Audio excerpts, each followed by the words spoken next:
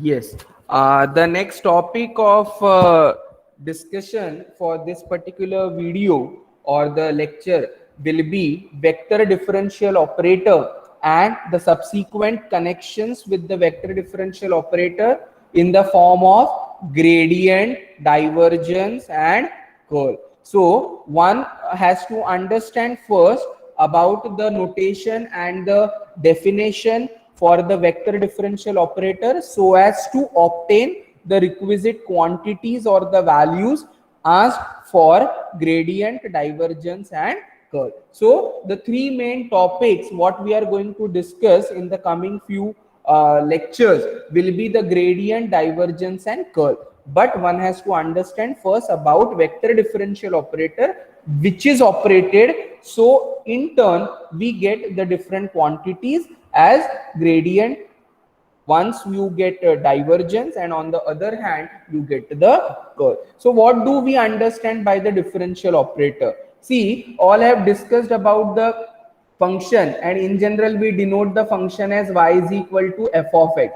So whenever we have to define the derivative or we have to write down the derivative of this particular function, which is given by or which is connected with the dependent variable as y and independent variable as x, I write down the derivative as dy by dx. So since y is a function of only one variable, the derivative obtained is written as dy by dx, which is called as ordinary derivative of y with respect to x. Similarly, if the function is a function of two or more variables, the derivative is no more ordinary, it is called as partial derivative. Suppose z is a function of x and y, z is a function of x and y, the derivatives of this z with respect to x, the derivative of this z with respect to y will also be calculated or evaluated, and they are known as del z by del x and del z by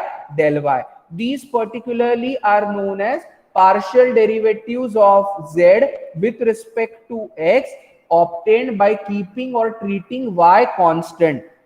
Del z by del y is the partial derivative of z with respect to y keeping x constant. So in such cases, we will be finding out the partial derivative whenever the function is function of two or more variables. Likewise, now I am going to learn or I am going to define the differential operator which is applicable for vectors, and therefore we just talk about vector differential operator and then switch over to our actual topic, that is gradient, divergence and curl one by one. So how this vector differential operator is denoted by or defined as? This vector differential operator is called as del. This is called as del or nabla, which is represented or symbolized by the inverse triangle symbol. This is a symbol which shows the inverse of triangle. Triangle actually we denote by this particular figure. We have to draw the inverse for symbolizing or denoting the vector differential operator. So this vector differential operator del is denoted by this symbol and is defined as del represents I into del by del x plus j into del by del y plus k into del by del z, which is known as del or nabla. This differential operator, on whichever quantity it will be operating upon, that quantity can be a scalar quantity or it can be a vector quantity, right? In general, the position vector what we write as r bar is equal to xi plus yj plus zk. This is a vector quantity. Or simply if you have any a scalar function containing a combination of xyz which is free from ijk, I term that as scalar quantity. So this del can be operated on scalar quantity as well as it can be operated on vector quantity. Basically, we consider our coordinate axis system as x, y and z. So in turn, I, j and k respectively acts as unit normal vector along this coordinate axis. Therefore, we are taking the differentiation with regard to the three different independent variables. So this operator del has the value as I del by del x plus j del by del y plus k del by del z. That means whichever quantity will be provided, I have to get the derivative with respect to x, derivative with respect to y, derivative with respect to z, respectively multiply them I with I, j and k and add them together. Suppose if the quantity del is operated on a quantity f, this vector differential operator is operated upon the quantity f. So it will be I into del f by del x, j into del f by del y, k into del f by del z. If it is a vector, if it is a scalar, it will be denoted in the form of phi. It is del phi by del x, del phi by del y, del phi by del z. So depending on whichever quantities we are taking into consideration, this operator will be operating upon that, and therefore the resultant will be obtained in the means of or by means of differentiation. This operator distributes equally over the function and is not only a vector but combines with both differential and vectorial properties analogous to those ordinary vectors. Whatever properties we have for the differentiation or the vectors, this particular operator will follow all those properties.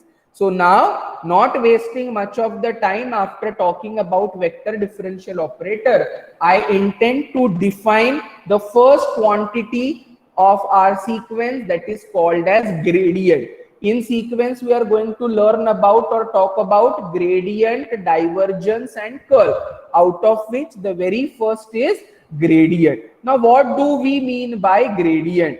Gradient defines the normal to the tangent plane. The directional derivative gives the rate of change in any given direction. What actually the gradient is? It defines the normal to the tangent plane. Whatever is the plane, the normal to that particular tangent plane will nothing but be the gradient. And mostly we will be asked to find out the directional derivative in the problems related to the gradient. So directional derivative gives the rate of change in any given direction. So it is nothing but the rate of change, because whenever the derivative is involved, we usually have the rate of change.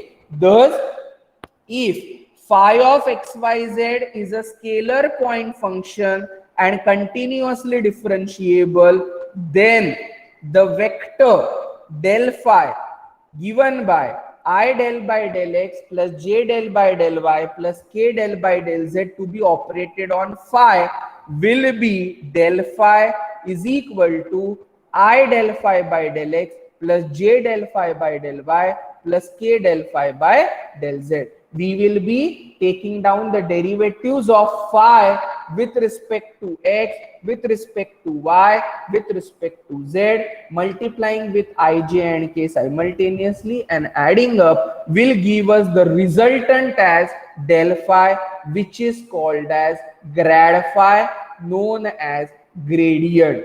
Gradient is always taken for a scalar point function.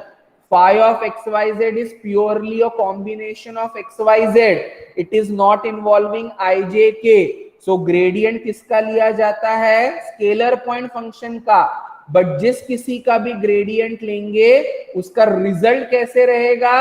Vector, because this grad phi contains unit normal vectors I, j and k. So gradient is taken over scalar point function, but resultant after taking the gradient is a vector quantity. This particular concept will distinguish between gradient, divergence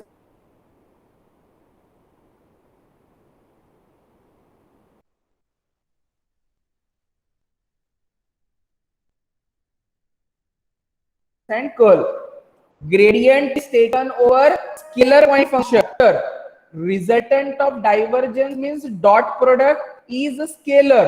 Resultant of curl, in which we take the cross product, is a vector. So this we will be understanding stepwise after one after the other. So gradient is taken over scalar point function which is continuously differentiable, and the resultant is grad phi given by I del phi by del x plus j del phi by del y plus k del phi by del z. So this is called gradient of phi and it is written as del phi or grad phi. Gradient is taken over scalar point function and resultant is a vector quantity. Just now what I said. Properties of gradient.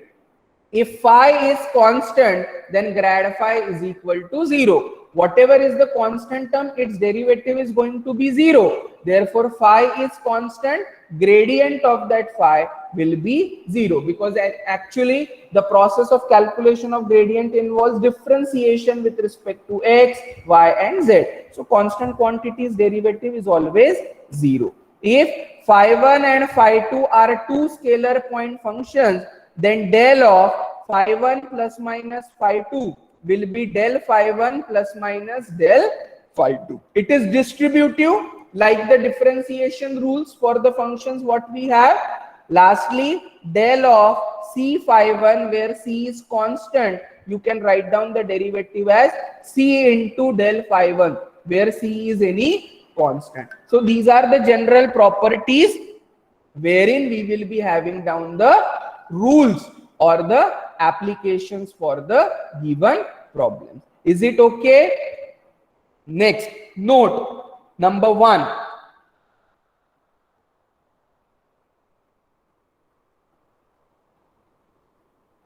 So number 1 says that gradient is commonly used.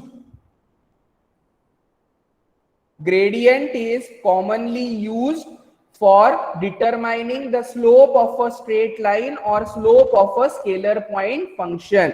Note number 1 says that gradient is commonly used to determine. What is the interpretation of that? Interpretation is gradient is, physical interpretation is gradient is commonly used to determine slope of a straight line or slope of a scalar point function. Del phi is a vector normal to the level surface phi of xyz is equal to c, and its magnitude is equal to rate of change of phi along normal. Whenever you will be asked to find out the vector normal to the level surface is given by this particular curve, phi of xyz is equal to c. So del phi will nothing but be the vector normal to the level surface. What will be the magnitude? Magnitude will be nothing but the rate of change along the normal. So this is how the important point which we will be requiring for the purpose of calculation of the problems. In whichever examples or the problems we will be assigned with the data, we will be applying this particular thing accordingly so as to get the answer appropriately. So we will be simplifying it and getting down the answer. The second point what we have for the problem solving is directional derivative. What is the directional derivative? Directional derivative is a dot product of gradient and unit normal vector along that direction. Whenever you will be asked to find out the directional derivative, take the dot product. किसका dot product? Gradient का. Gradient किसका लिया जाएगा? Scalar point function. उसके साथ dot product किसका लेना है? Unit normal vector along that direction. So how is that vector given by? Suppose that vector is a bar. I have to calculate a cap. What is a cap? A cap is a bar upon magnitude of a bar. So directional derivative is a dot product of gradient and unit normal vector along that direction. That is directional derivative of scalar point function phi in the direction of any vector, say a bar, it will be dot product with a cap, where a cap is a bar upon magnitude of a bar. The next point is magnitude of grad phi. Mod of grad phi is maximum directional derivative in the direction of itself. If you are asked to find out the maximum directional derivative, calculate the magnitude of grad phi which will be in the direction of itself, and that will be treated as magnitude. Lastly, I get the conservative vector field. if the vector field F derived from the scalar field phi, so as we are able to establish the relation as F bar is equal to grad phi. See, F bar is also vector quantity, vector field. Grad phi resultant is also vector.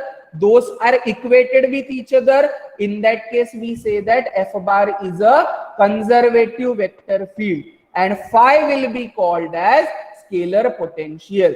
If I am able to express any vector field F bar as grad phi, we say that that field is a conservative vector field, and phi is nothing but a scalar potential. So these are certain important points which will help us to solve the problems.